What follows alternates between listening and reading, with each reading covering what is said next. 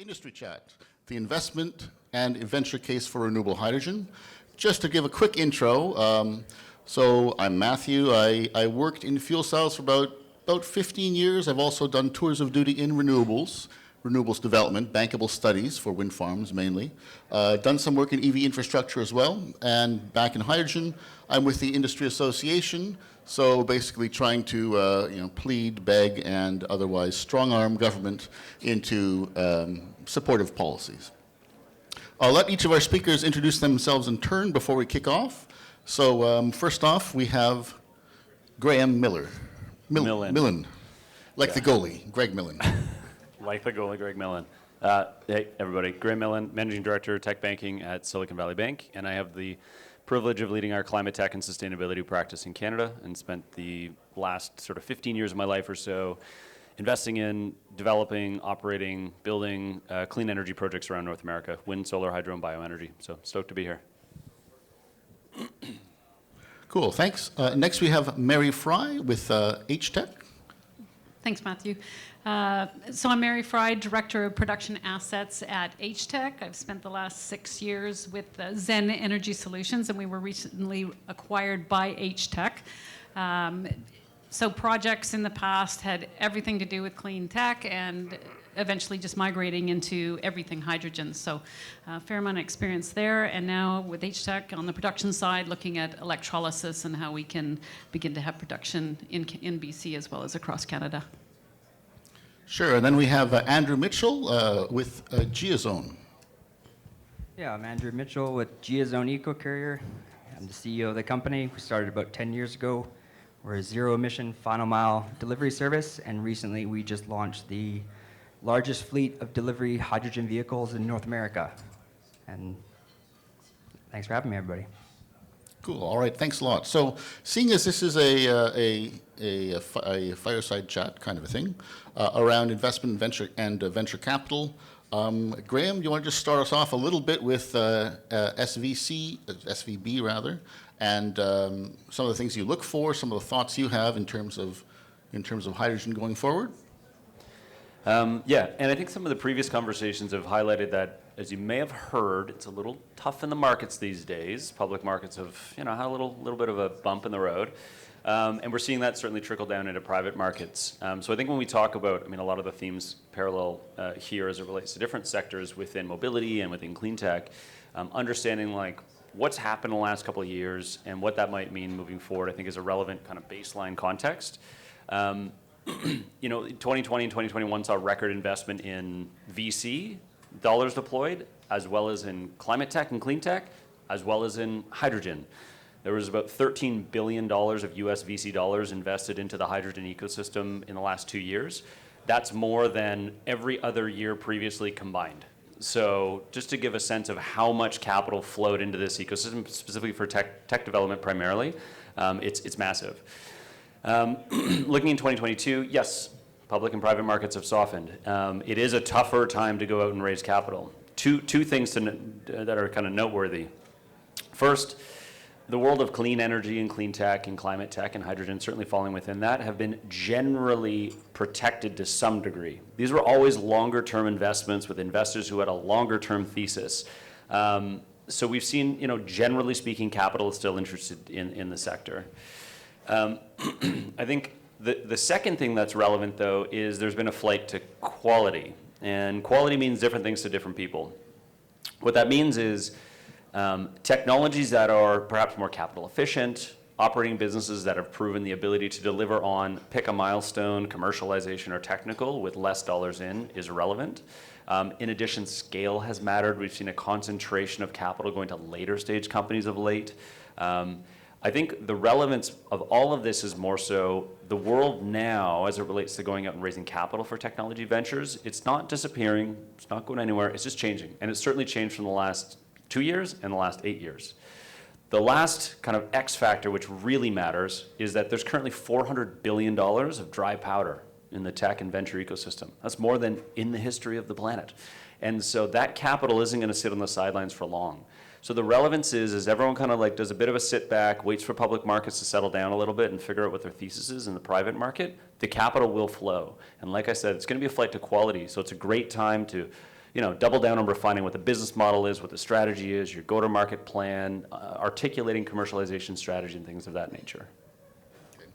Cool. Yeah, one of my thoughts about the interest in hydrogen more recently comes from the fact that until about 3 years ago, governments were talking about reducing emissions 20% or 40%, and with those more limited incremental approaches, you can do pretty much that by carpeting the landscape with wind turbines, solar panels, and putting batteries in cars. Basically, take care of your take care of your power grid, and then your light-duty vehicles. But since the students were in the streets, about 2019, governments have said net zero as their target, and that kind of creates the problem for which hydrogen is very well suited as the solution. So it's thanks to net zero, which drove the bigger ambitions towards hydrogen, which has resulted in this bumper crop of attention in the sector. Private thesis. I guess one thing I remember from many years ago reading green tech media was I think there was a clean tech washout about 8 years ago or something like that. And this might be before your time. You're not as old as Millen, the goalie. But do you have any thoughts on that, or how things are different now? Yeah, I think so. Clean Tech 1.0, as it's dubiously dubbed, was 2008, where we saw a lot of hype, a lot of capital go into a variety of technologies that, for a variety of reasons, some of which related to technology and kind of overhyping promises, some of which related to macro environment with dramatic reduction in natural gas costs, for example, led to sort of the relative implosion of that sector in kind of 2008, 2009 sector timeframe. The difference superficially at this point is you've got a couple of things have happened. Number one is those who are in clean tech tend not to dabble. We've been here for a while. Technology has been developing in the background. Maybe it's been a little leaner. Maybe we've relied a little bit more on government grants. But I think that there's been a lot of activity continuing in the sector. What that means is that this capital that's meaningfully flowed in the last couple of years has gone to substantially advanced companies, capitalized business plans to a degree that simply didn't exist before. To give an order of magnitude, at peak, there was about $8 billion in the US invested in clean tech in 2008. So that was kind of peak of clean tech 1.0. In 2021, it was $56 billion, to give you a sense of the order of magnitude of capital that was flowing this time around versus last time. I think one of the areas which is meaningfully different, I think my panelists are probably going to have a few things to say here, is that some of the advancements is moving this technology away from being really impressive in a lab to having tangible applications in the field, whether through project deployment or in the case of vehicles being deployed for commercial use cases like courier. And I think that's different than the first time around, where it was, not to be disparaging, but it was a little bit more science project-y and kind of a hope without a plan. Right, yeah, I guess I think this is a perfect time to switch it over to Mary, but just to add one little bit of color to Graeme's comments, one analogy I've used is that like cicadas stay underground for about 15 years before they come out, and they're everywhere, right? And having come out of the hydrogen and the fuel cell side, it does feel a little bit that way, where we've had a lot of very determined people persevering, doing fundamental incremental improvements, and now suddenly we're at the stage where we can start to deploy, or we can really commercialize these technologies. Maybe if I want to use an analogy, not using locusts, it could be the fact that the first real tablets came out about 2007, but the iPad really kicked things off in about 2010, which is 10 years later. Not so much 10 years too late, but rather everything had now come together to make that business possible. On which topic, maybe Mary, do you want to fill in some of HTEC's activities? Sure. So HTEC opened up their first station in Vancouver in June of 2018, and at the time, there were probably 5 fuel cell vehicles in the city that could use that station. Since then, we have opened 3 more, and we have, across the country, we have 17 in development or in operation at this point. And I think people have mentioned the chicken and egg, and it's less about that versus we need to work completely across the value chain. So where HTEC has been focused on putting up that infrastructure, and we need to have that in order to support fuel cell vehicle deployment, we've recognized that we need to be in all aspects of it. So we need to get into production, and that's where I'm involved at HTEC. But not only that, we also need to be building the load and the demand for our stations. So we need to get involved in transportation solutions, and we have a group within HTEC that does that as well. That looks at that works with OEMs, works with fleet operators to say how can we transition, and it's going to be a mix of battery and fuel cell. They are both they both have their advantages in various applications. So it's not to say one's better; they're just different. And so we're working in that aspect to bring that kind of load to our stations.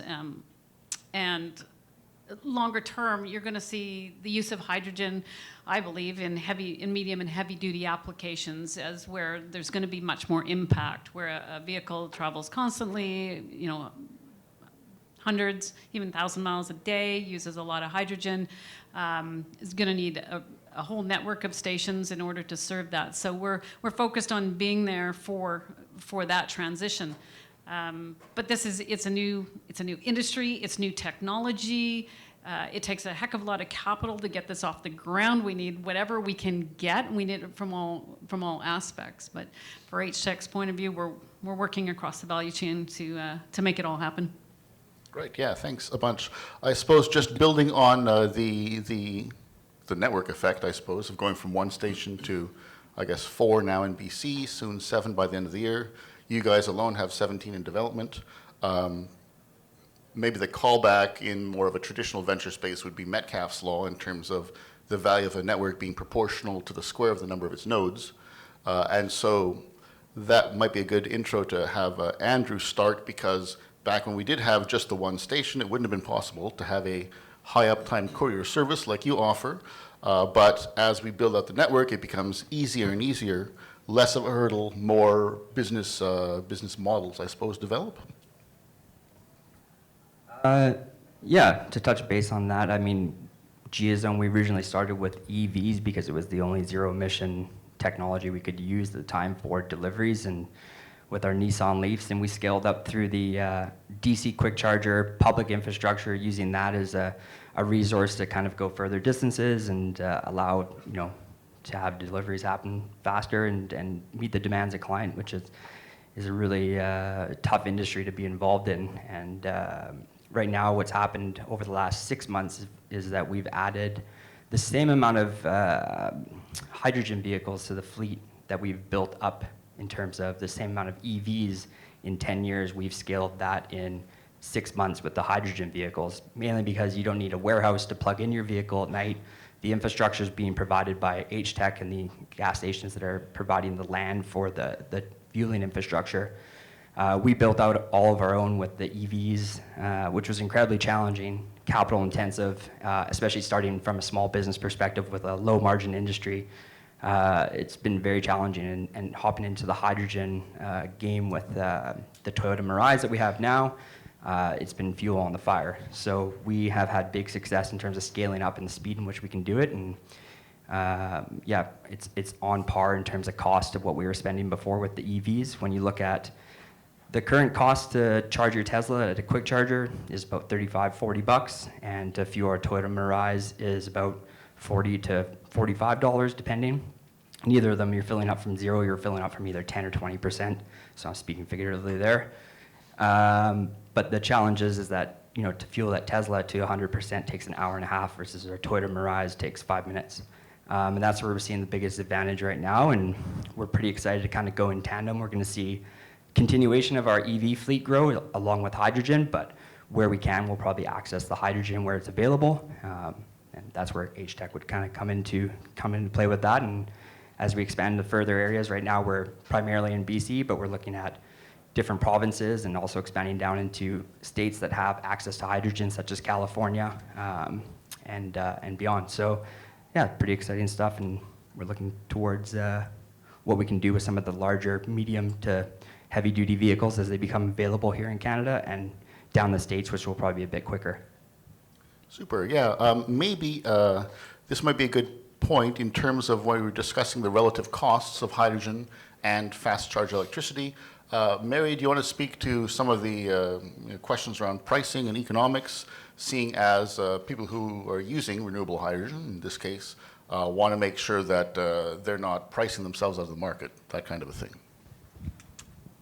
So I believe when I look at the analysis that's at the office and we look at the pricing, that with the price of gasoline, certainly in Vancouver now, it's actually cheaper to use hydrogen. It's per kilometer, you mean, right? Well, one is, per gallon, and one's based on a kilogram, so it's hard to compare it directly. But once you take the efficiency of a fuel cell into account, it's about twice as efficient as an internal combustion engine, and the fuel and the energy density of the fuel. Hydrogen ends up being in our current environment here actually cheaper than gasoline. Now, that's not to be said it's necessarily true everywhere, and you always hear this number batted around that hydrogen needs to reach $5 a kilogram before it's really going to take off and be where it needs to be to make the transition cost effective. Where is that price right now? The delivered price of hydrogen, I think, is probably around, for liquid, maybe $8. So we're getting there, but we need to get to scale, and certainly, serving the island for Andrew's vehicles. For us to move hydrogen on the ferry system across to the island, it's incredibly expensive. So what we need to do, and what we are looking at on the island, is to put local production there, which will help bring down that cost. The transport costs will go down dramatically. It'll be very close. It'll be more reliable. We won't have to rely on the ferries to get it over there. So he laughs because I think that'll make things a lot better for you. So we are definitely looking at sort of in a hub and spoke sort of network, where are we putting our stations, and they're going to go where the demand is, and how do we serve that? And we need production nearby to serve it in order to bring those costs down. So I have this vision of the 100-mile molecule, to summarize what you're arguing there. I suppose then the cost currently is about $13 per kilogram, $1.30 per 100 grams, ballpark, which last I calculated, which was at lower gas prices, the dollar per kilometer equivalent of a 6 to 7 liter per 100 kilometer vehicle. So already at this relatively artisanal stage of hydrogen production, very, very good reasons to be optimistic. In terms of scaling up, I imagine that many companies go through this kind of this sort of curve where costs sort of very much increase and then sales kind of go up there, the valley of death maybe. Could you speak, Graeme, to some of the different challenges that you would face in these later stage companies which have persevered through a whole bunch of stuff, as opposed to the very small startups, and what you look for? Sure. Late stage, when you've raised a lot of capital, time is now to perform. I think Franz from 7Gen said it really well, is a critical skill, certainly with later stage companies, is execution, and that skill set around project management. And I think it's a good sign when there's a technology or an industry built around technology, and you're at that point where the key driver of success is execution on the project side. And again, there are parts of the hydrogen supply chain that are at that point. So I think when you look at growth stage companies, later stage companies, that's sort of a big piece of the puzzle. Like, what is the likelihood you're going to succeed in executing on that piece of infrastructure or whatever? I think in early stage, it's really being crystal clear about your value proposition. If you look at kind of three broad buckets of the hydrogen supply chain, you've got production, transportation, and sort of like liquefaction and stuff like that. And then you've got different use cases, technology to facilitate the use of it. And so, boiling the ocean is very hard and typically costs a lot of money and doesn't get you very far. And so focusing on which piece of the value chain are you specifically tackling in the early stage, understanding your go-to-market strategy in the early stage is disproportionately important to at least be able to articulate it. The other piece, and I think this is relevant for individual companies at any stage, I think it's really relevant for the industry in terms of how it positions itself publicly. I think it's very relevant in terms of the continued attraction of investment and venture dollars, is articulating what success looks like within relevant time horizons. So what does success look like in 2 years, 5 years, 10 years? It's not going to be, 50% of the, consumer vehicles are hydrogen. That's not what success looks like. And there might be individuals out there who'd be like, well, we don't see enough hydrogen vehicles, so it obviously didn't work. It's like, okay, well, let's articulate what that success is going to look like. I think there's a proxy that relates to scale, relates to cost, and I'm a firm believer in the rising tide raises all ships thesis. And if we look at a proxy industry like wind and solar and even lithium-ion batteries, look at the levelized cost of energy, those cost curves over the last 10 years. They have absolutely plummeted. The relevance is we have demonstrated in large, very incumbent-heavy industries the ability to drive massive cost reductions at scale. In addition, there's a lot of capital waiting to fund those projects. $500 billion was invested in 2020 into clean energy projects. More than $300 billion has been invested into clean energy projects and infrastructure over the last 7 years, each year. And so that capital is there. Capital markets want to fund this stuff.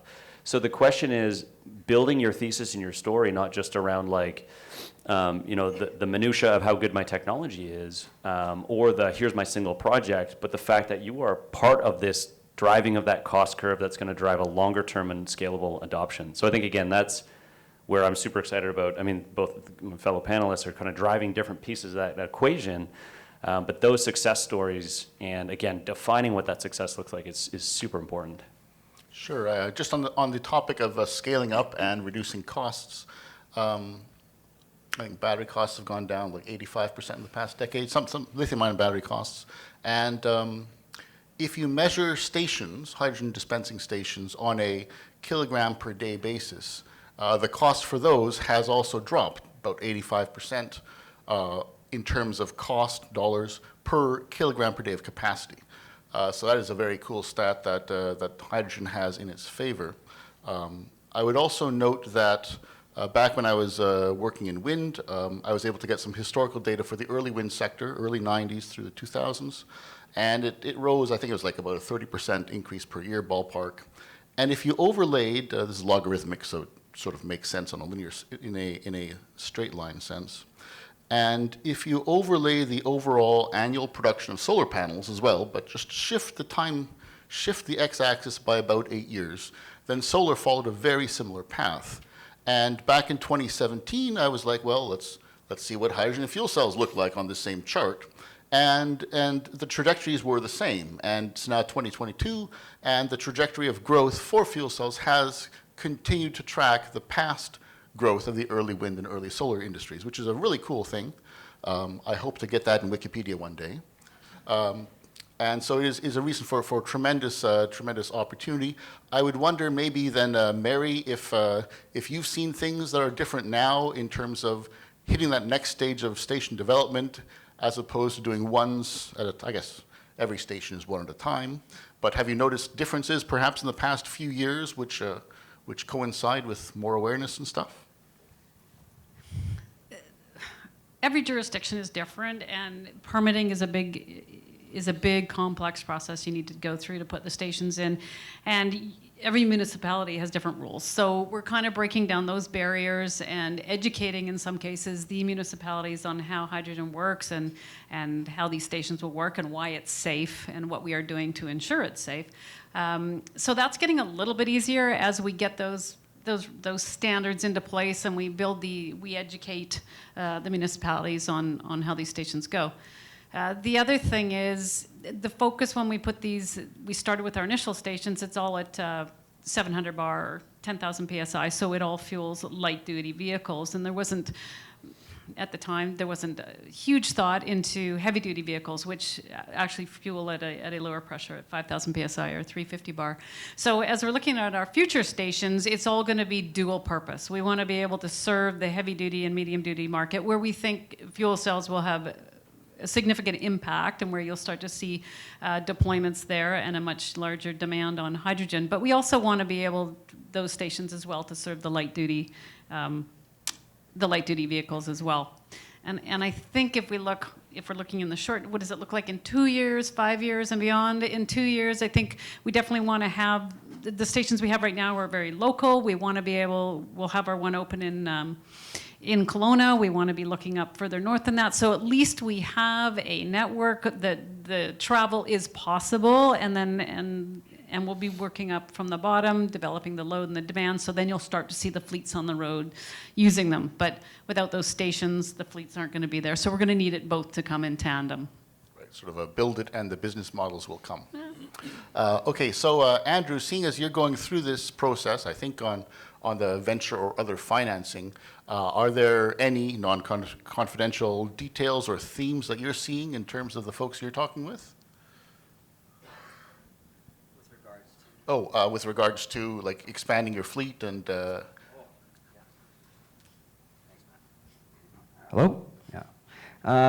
Yeah, at the moment, we have a massive growth curve, right? It's the final mile transportation industry is 100% or 99 point decimal place forever, gasoline delivery vans. And right now, the transition to produce those vans or produce larger commercial vehicles isn't really there. It's not really happening at any speed. So, the solution that we're putting in with the light duty vehicles, I think, is the most immediate, and that's where we look to be actionable today. I think that's where we're having the most success, and we're able to actually do it rather than, targets of 2040, 2050. Our big slogan is zero emission delivery today. So it is possible to do it today, and I think, transitioning that 99 point whatever place decimals down the road to green is a massive hockey stick. And we've hit the bend at the start of the pandemic. People really started to care about their clients, stakeholders, and other people that these goods are going to, having it delivered with a zero emission vehicle, which just isn't available out there today. So that's kind of the void that we're filling. And our growth curve is as fast as the cash can keep up with. So we have opportunities, as I mentioned, down the US and pretty much in every province in Canada right now, and we're trying to scale up to meet demand.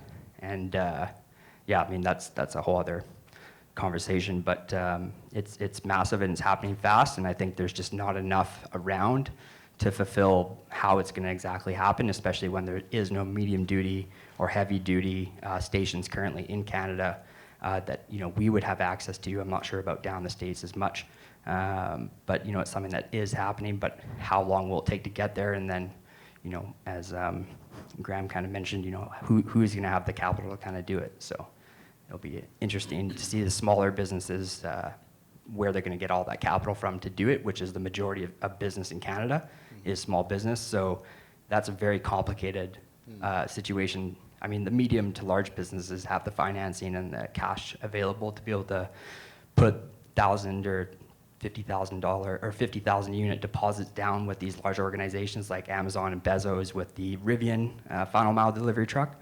But I can't put 100,000 vehicle order down right now. It's just not possible. So yeah, it's going to be a battle, but it's going to be a massively expanding market, and we're on the peak of it right now. That's just kind of on the curve. I guess one thing that you would have specific knowledge in is, my sense is that the expectation of 24/7 last mile delivery is stronger now than it was when you would have started out. But you've lived that space. I'm wondering if there's an attitudinal shift or expectations about how fast things get delivered. I think with EVs there's the challenge of having to charge the vehicle with an hour and a half downtime at a quick charger or overnight for 8 hours. And what's happening right now with the hydrogen that we're kind of having this quick success with is, we don't need capital for the charging stations at our facilities to pay the hydro connection, which is massive. I think it's really overlooked right now and needs to be brought up quickly. Sorry, what were we talking about there? Oh, sorry, just like, do people, is 24/7 a bigger thing now than it was in 2011, 12? Yeah, I think you're starting to see more startups come into that space where you can have anything you want picked up at a grocery store or a convenience store and delivered to you immediately. That's going to be 24/7, and that's going to happen in light-duty vehicles. So, how is that going to happen from a clean energy perspective? It's probably going to be hydrogen, similar to the reason that Tesla doesn't want you charging at their infrastructure if you're a commercial vehicle. We do it, don't tell them. But hydrogen right now, we can go to a Shell gas station and hook up with HTEC's connection, and they understand that we're a commercial business trying to operate from a private perspective, and they support that. Currently, right now, there is 0 charging stations for EVs right now for any commercial business. It's all public or private, and not many people know that. So there's some big challenges there. I mean, meeting targets for 2030, 2040, 2050, you know, how do we get there? I see hydrogen as a part of that solution, and it can scale much faster depending on the chicken and the egg scenario of getting the HTEC stations put in. Yeah, just makes me think that there's this meme on Twitter about progressively larger dominoes, and the person's like touching the first domino. There's a big, massive domino later on, and I do think that Amazon's start off as 2-day shipping, then next day or same day, has basically caused consumer expectations to want a 24/7 freight, which does highly favor hydrogen in the fact that you can refuel it in 5 minutes. There's no need to optimize for your own charging infrastructure. You can outsource that to a Shell, to an HTEC. And of course, there'll be a massive market for company vehicles that can be charged overnight at leisure. It's fantastic. But one of the unintended consequences of Amazon Prime, I guess, is this advantage on the super fast refueling side that you get on the hydrogen case. Do you want to speak? I think there's something sort of relevant here is, a few folks have heard me say this, but I think the moral imperative is not a business model. You need to have a better product. And I think Andrew's touching on something, which is the like user value proposition of hydrogen, which is, it's not like, well, it's clean and therefore we should do it. I mean, yes, of course, that is true, but that has been the case which has led clean tech to kind of, for 30 years, kind of, you know, technologies that focused on like we should do it because it's the moral imperative. It's not a business model. Where EVs have really taken off, and there's lessons to be learned here, is, yeah, there have been EVs for a long time. And then they came out with a Tesla that looked awesome and drives awesome. You guys see the Lucid Air yesterday? Like, that's an amazing looking car. People want to drive that. We've moved now to be on EV adoption is not just a bunch of hippies who are okay driving slow. They're saying like, that's just a badass car and I want to drive that. The relevance is if you're building a product, building an industry, it has to be foundationally on delivering a value proposition which is beyond a moral imperative. And I think that's, I mean, this is why I think my panelists here are doing really, really important work in terms of just simply delivering on the value proposition. And so I think it's a really critical lens as you think again about attracting investment and venture dollars is the moral imperative is not enough. Maybe that's going to drive some policy objectives. It's going to work in your favor. That's great. That's really, really important and obviously an advocate for that. But when you're building a business and you want to attract capital, you need to have a viable business model that is solving a customer need other than just making them feel good about themselves. So more of a total value of operations as opposed to a TCO approach then? Productivity or other factors? Mm. Okay, super. Looks like we have about 3 minutes left. I want to leave all of our panelists a chance to give a bullet point on, or one last memorable quotation, your epitaph, as it were, for this session. So I'll start with Andrew, maybe, since he was third to be introduced. No pressure. Yeah, I'm not really sure what to say. I think I've pretty much said everything that we're doing right now with GEAZONE Eco Courier, and we're excited to continue our journey. It's been a decade just this year that we kind of hit the milestone, and we started with electric assist cargo tricycles, trying to be the most sustainable thing ever. We slowly realized that no one trusted us with bikes. So we quickly transitioned into cars to deliver further and try and grow to scale. We kind of started meeting those targets about 4 years ago, and then we ran into starting to raise capital, and we're continuing to grow. So yeah, this is a fantastic conversation to be a part of, and yeah, just happy to be here today and let everybody know what's going on and sort of the insights of where I think the industry is going. Super, thanks. Mary?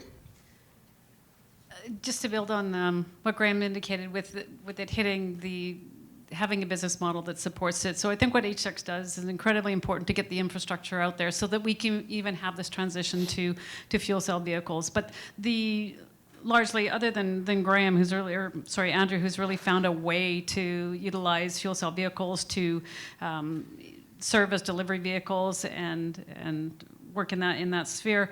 Largely, a lot of the fuel cell vehicles in BC are certainly people who are altruistic and they do it for the moral imperative, and ultimately it's not going to be where it's going to drive change. And that's why I think we're going to see a transition to the use of hydrogen in these medium and heavy duty vehicles. And I would think that once they're available at a reasonable cost, you would want them in your business, or even before it's reasonable cost.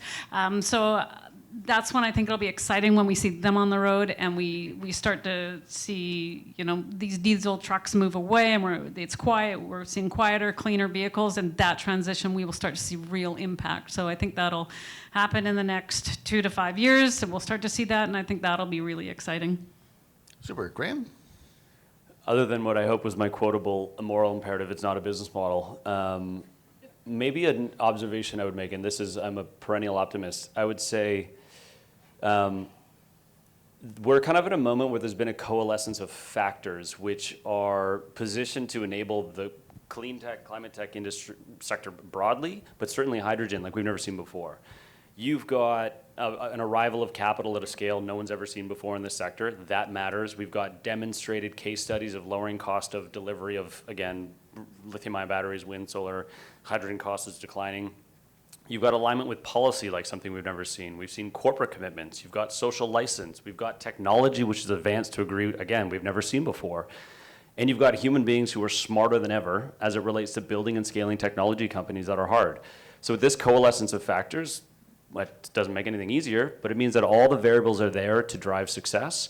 And so going back to a comment I made earlier, and I think it's a really important theme, is the objective now is to focus on execution. You want that pressure on founders and managing teams and technology companies. That's where it belongs. You guys execute. Everything else around you is, again, it's not easy, but there are factors at play that never existed before to support the success of these businesses. So I do think the pressure point is where we should all want it to be, which is on companies to succeed and to execute.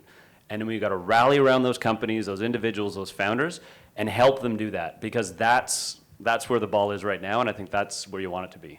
Super. I'll just end from a line from the wire, namely that all the pieces matter. What we have next coming up is a fireside chat with the CEO of Cellcentric, a local joint venture owned by Mercedes, or Daimler rather, and Volvo in the trucking space, as well as the managing director of, damn it, hold on a second. It's in one of these pockets. I'll say, when you said you're going to quote The Wire, I was not sure exactly the words that were about to follow as you look for that. So it's that famous scene with McNulty and Bunk. Anyway, it is a fireside chat. So I welcome you to check the agenda, and then here we go with Kate Wilson. There we go, Matthias Euritiko. All right, thank you all very, very much, and thank you. Please give a round of applause for our panelists here.